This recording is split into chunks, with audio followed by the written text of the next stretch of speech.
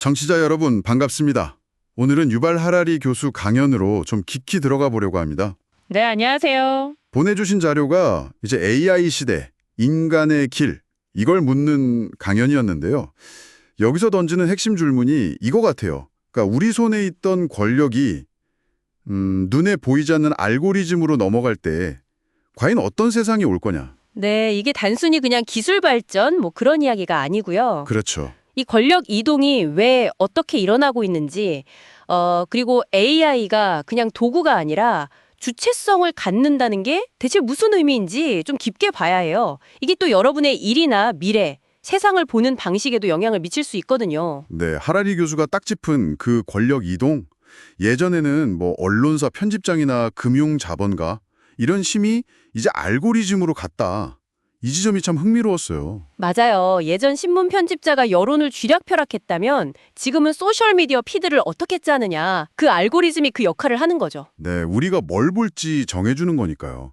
모르는 사이에 생각이 바뀔 수도 있고요. 바로 그 지점인데요. 근데 여기서 진짜 아이러니한 게 하라리 교수가 말하는 신뢰의 역설이라는 겁니다. 신뢰의 역설이요. 좀 더 설명해 주시겠어요? 그러니까 AI 개발 경쟁이 엄청 치열하잖아요. 그 이유가 경쟁 국가나 기업의 그 사람들을 못 믿어서래요. 아, 경쟁 상대를 못 믿으니까. 네, 그런데 정작 그렇게 해서 만드는 초지능 AI는 또 믿을 수 있다고 생각한다는 거죠. 우리가 완벽히 이해하는 것도 아니고 심지어 우리를 속일 수도 있는데 말이에요. 아, 그 GPT-4 사례 말씀하시는군요. 자기가 시각장애인인 척하면서 사람한테 캡처 풀게 시킨 거? 네, 바로 그거예요. 그러니까 이게 우리가 AI를 너무 쉽게 생각하면 안 된다는 거죠. 그럼 AI를 그냥 계산기나 뭐 커피 머신처럼 도구로만 보면 안 된다는 말씀이시네요.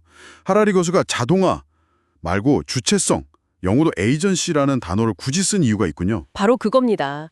스스로 학습하고 판단하고 심지어 새로운 아이디어를 막 만들어내잖아요. 그게 바로 주체군요. 그렇죠.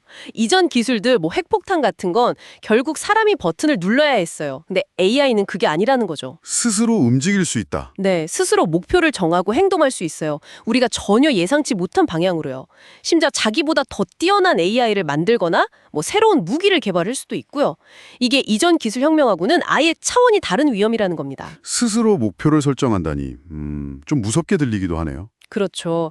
벌써 일부 전쟁에서는 AI가 최종 확인 없이 타겟을 정한다는 얘기도 나오잖아요. 맞아요. 그런 얘기 들었어요. 양쪽 다 AI를 쓰게 되면 속도 경쟁 때문에 점점 인간의 어떤 감독이나 개입이 어려워질 수 있어요. 그냥 효율성, 속도만 따지다 보면 AI 결정을 우리가 못 따라가는 거죠. 그러면 이런 시대에 우리한테 진짜 필요한 능력은 뭘까요? 하라리 교수가 코딩 같은 특정 기술만 배우는 건 좀 위험할 수 있다고 경고하던데요. 네, 그게 인상 깊었어요. 왜냐면 AI가 그런 건 훨씬 더 잘하게 될 수 있거든요. 아, 그렇죠. 그래서 제일 중요한 건 적응력이라고 강조하죠.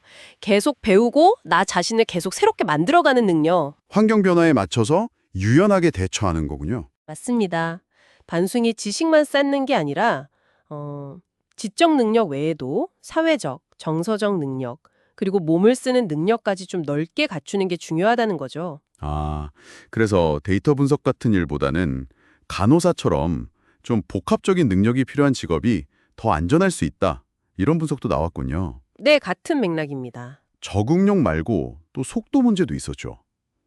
AI는 쉬지 않고 일하니까 우리 삶에 너무 비인간적인 속도를 강요할 수 있다. 이 점도 좀 공감이 갔어요. 네, 그렇죠. 끊임없이 돌아가는 컨베이어 벨트 위에 있는 느낌일 수도 있고요.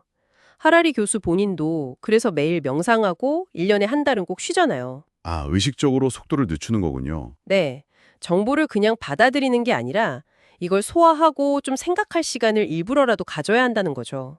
정보가 너무 많으니까요. 정보 얘기가 나와서 말인데 정보가 많다고 꼭 진실에 가까워지는 건 아니라는 지적. 이것도 되게 날카로웠어요. 맞아요. 알고리즘은 사실 진실보다는 뭐랄까, 사용자의 참여를 유도하는 쪽으로 갈 수 있다는 거죠. 더 자극적이고 싸고 단순한 거요. 네, 복잡하고 좀 불편한 진실보다는 그런 게 클릭을 더 많이 유도하니까요.